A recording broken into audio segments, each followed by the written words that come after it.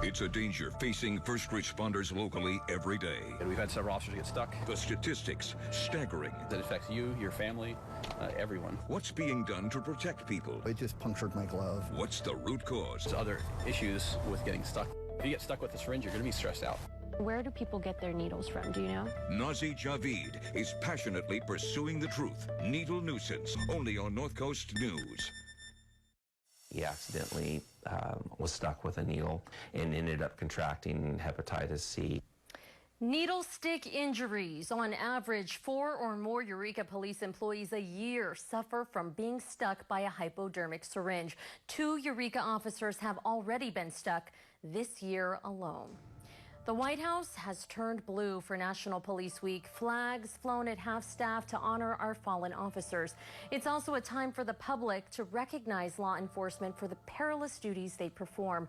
And tonight, in my exclusive report, I meet with Eureka Police to explore one of the mounting dangers officers face in the line of duty: needles. I worry constantly about our officers being exposed through a needle stick. It was a bright afternoon when I took a walk with police through Eureka. This is a beautiful park. The sun shining, water glistening, and police just doing their day-to-day duties. I mean, syringe litter, so obviously you can see the cap there. Within the Eureka Police Department, we're always happy to help folks who need assistance picking up needles. These officers sworn to protect and serve. And now, the new nuisance? Needles. Needles. Needles. Needles. Needles. Watch out for needles. Nasty needles. And it was here at the Eureka Library where we came across trash, drug paraphernalia, and in the bushes behind a wall smeared with human feces, this needle. How serious of an issue is this for our local law enforcement officers? It's a very real concern from an officer safety standpoint and a public safety and health standpoint.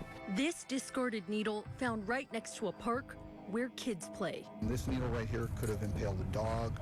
We're just on the edge of the children's wing of the library, so it's not inconceivable children could be here.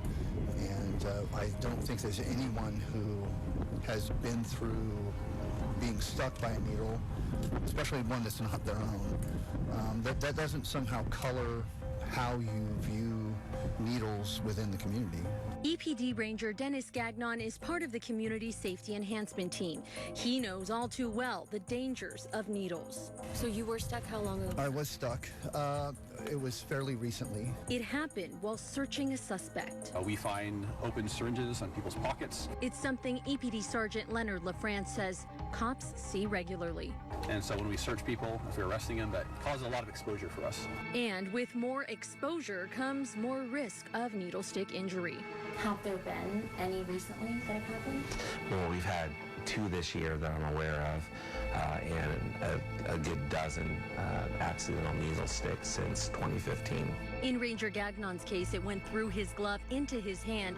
He was rushed to the emergency room. Had a blood draw done, and then they'll monitor me over the next year for potential bloodborne pathogen exposure. Or I feel a little bit like a victim. If I was in the park and somebody punched me in the face, I'd have some recourse. But here I got stuck by a needle, and there's really no recourse for me. And I think we as citizens maybe feel a little victimized when something happens to us that was not at all our fault.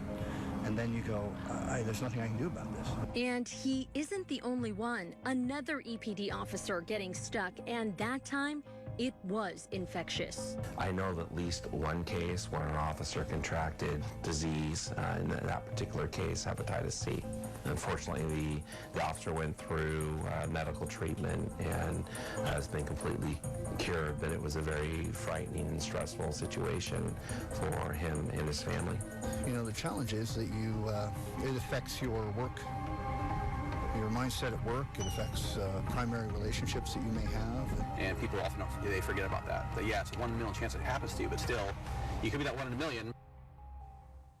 It's a serious, significant, and frankly scary issue that they face here in Humboldt. And next week, in part 2 of my special report, I'll bring you the staggering statistics behind the needle nuisance in our community.